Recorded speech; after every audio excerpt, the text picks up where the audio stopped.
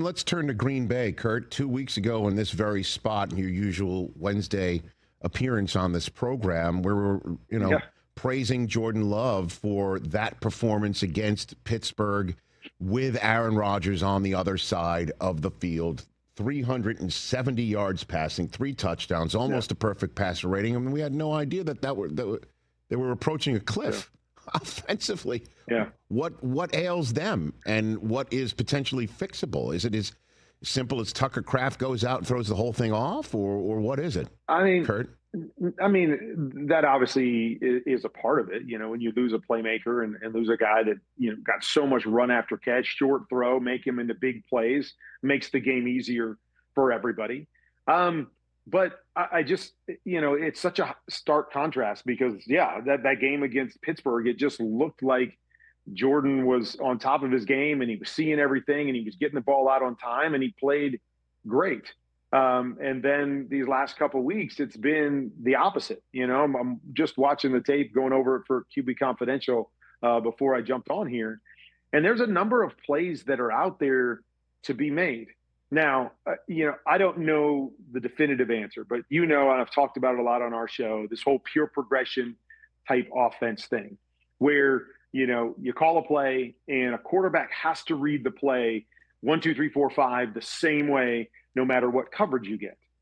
And I believe that's something that can really hurt a quarterback, where if I looked at certain plays, I go, okay, I'm going to eliminate the whole left side of the field, even though in a pure progression, that's 1, 2, and 3. I'm eliminating it because of the coverage, and I'm getting right back here to this concept that I know is good against that coverage. And so I'm there in a timely fashion and can get it out of my hands. If I've got to read the left side of the field before getting back there, there's times I can miss those things. And, I'm too late getting back there. I'm hanging on something, too much, or seeing if I can fit a ball in to a receiver instead of allowing the defense to dictate what I'm doing. And so when I watch them play, I think there's some of that going on where he's looking someplace way too long. And I think he should be moving through his reads because there's some open opportunities. There's some other times where it sure looks like he's looking right at an open receiver and he's not throwing it. And you have to sit back and go, okay, why? What's going on here where everything that you're doing says you're looking right at this guy, he's open in front of you, and you're not throwing the football and you're hesitating and it's leading to sacks or you're trying to create instead of just taking what the offense has in front of you. And so it's hard to put your finger on when you saw him play the way he did a couple weeks ago. And then you're seeing the way he's playing now. And, sometimes as a guy that analyzed it and having played the position, sometimes I sit back when I see that stark contrast and go, is it because in certain games, the offense just works wherever he's looking, the guy's open, and so he can just come back and throw it. And then when teams make it harder on them and they've got to work through things, they're just not as comfortable and not as fluid, and it's causing them to be late, to miss things, to jam things in instead of allowing, the defense to read the defense and see what's going to be coming open within the offense.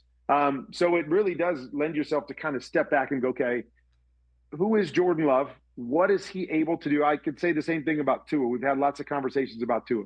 Tua is really good with his first read. When he's got to get beyond his first read, he really struggles.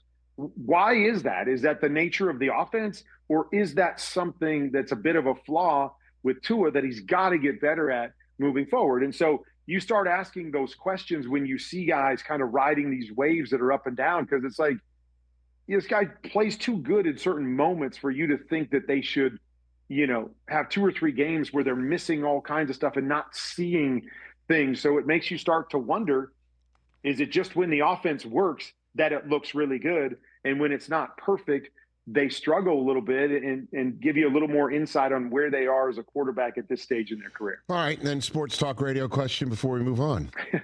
Which offense that struggled on Monday night and seems to have issues is most fixable? Eagles, Packers? Kurt Warner. Wow, good question. All right. I'm going to go Eagles, just because they've done it. They've been there. I like the talent, the top level talent that they have, although I think the Packers are a good football team. When you look at their receivers on the outside, they're not as dynamic. That they're good players. I don't think they're great players. When you look at the Eagles, you got Saquon, you got AJ, you got Devontae, Dallas Scott. I mean, you've got a lot of guys. Jalen, who's won a Super Bowl, and so I just believe because of the personnel that it's more fixable in Philly. And I think it's going to be a bit of more of a struggle for the Packers, especially if the offense just doesn't play in their favor because, losing Tucker Kraft, you don't have him. Golden's hurt. I mean, you got some issues there with some of your playmakers that you had a year ago. I think it's going to be tougher for the Packers. Hey, you made it all the way to the end. Thanks for that. Check us out every single day streaming live on Disney Plus and the ESPN app 12 to 3 Eastern.